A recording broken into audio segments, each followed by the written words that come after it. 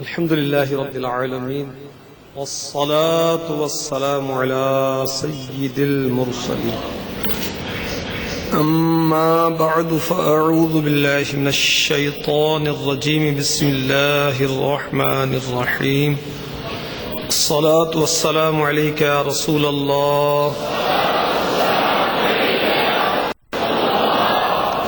وعلى آلك وأصحابك يا حبيب الله الصلاة والسلام عليك يا نبي الله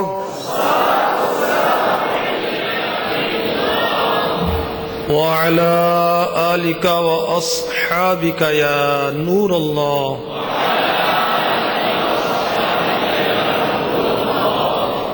نويت سنة الاعتكاف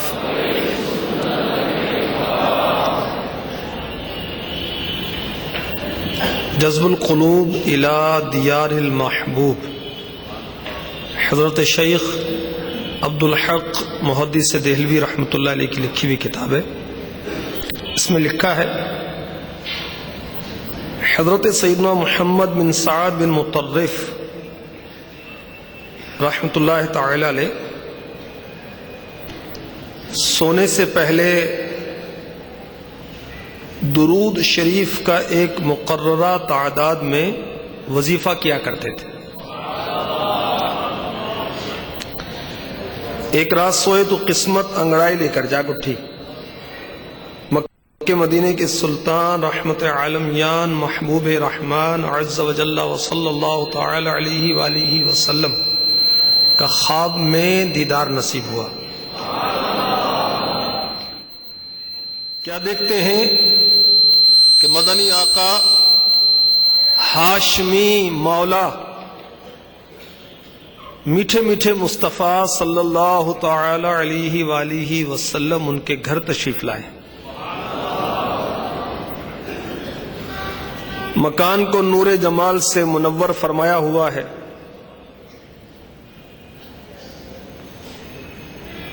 ارشاد فرما رہے ہیں اپنا منہ قریب لا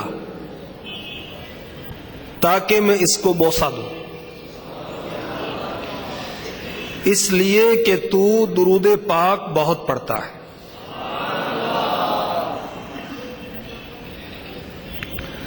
حضرت سیدنا محمد بن سعد بن مطرف رحمۃ اللہ تعالی علیہ فرماتے مجھے شرم آئی کہ مدینے کے تاجدار دو جہاں کے مالک و مختار بعطائے پروردگار عز و جل و صلی اللہ تعالی علیہ وسلم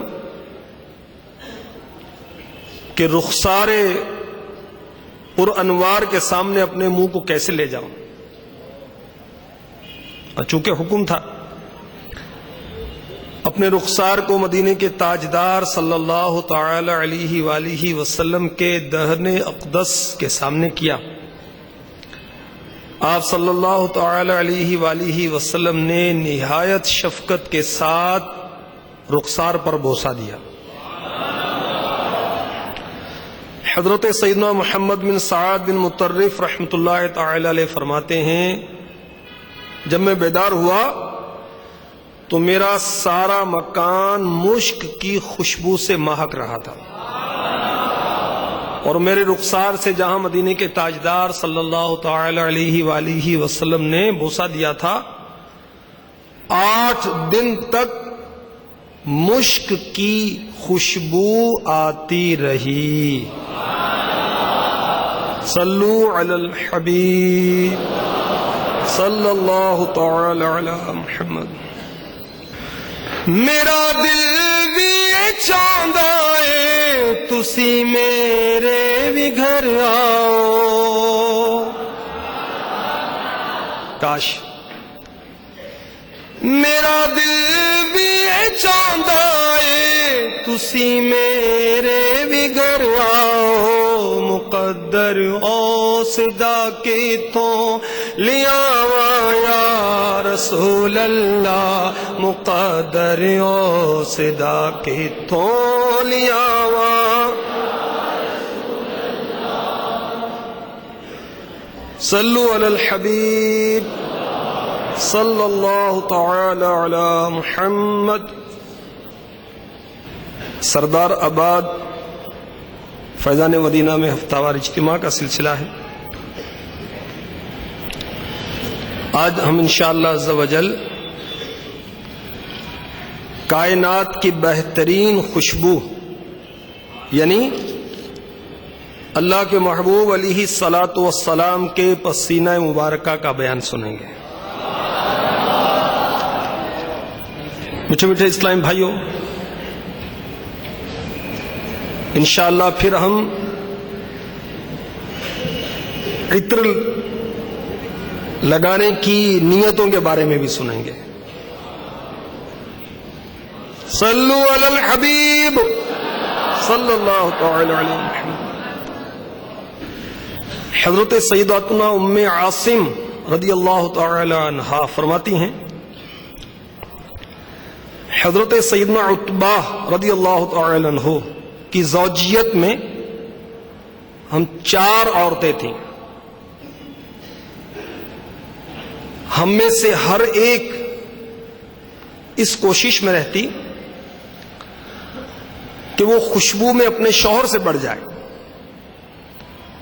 اور حضرت سیدنا عتبہ رضی اللہ تعالی عنہ کا حال یہ تھا کہ صرف داڑھی میں ایک عام تیل لگاتے تھے، اس کے سوا کوئی خوشبو استعمال نہیں کرتے تھے. لیکن اس کے باوجود وہ ہم سب سے زیادہ معطر اور پاکیزہ رہتے. جب گھر سے نکلتے تو لوگ کہتے ہم نے اس خوشبو سے زیادہ نفیس عمدہ خوشبو نہیں سونگھی جو عتبہ لگاتے ہیں رضی اللہ تعالی عنہ. حضرت سیداتنا ام عاصم رضی اللہ تعالی عنہ فرماتی ہیں، میں نے ایک روز حضرت عتبہ رضی اللہ تعالی عنہ سے عرض کی، ہم بہتر سے بہتر خوشبو لگانے کی کوشش کرتی ہیں مگر آپ کی خوشبو سے بڑھ نہیں پاتی، آخر اس کی وجہ کیا ہے؟ فرمایا، مجھے میرے مدنی آقا میٹھے میٹھے مصطفیٰ ہاشمی مولا سب کے حاجت روا مشکل کشا بے کسوں کے آسرا محمد الرسول اللہ عز و جل و صلی اللہ تعالی علیہ وسلم کی ظاہری حیات مبارکہ میں ایک بیماری لگ گئی تھی. میں خدمت اقدس میں حاضر ہوا، بیماری کی شکایت کی.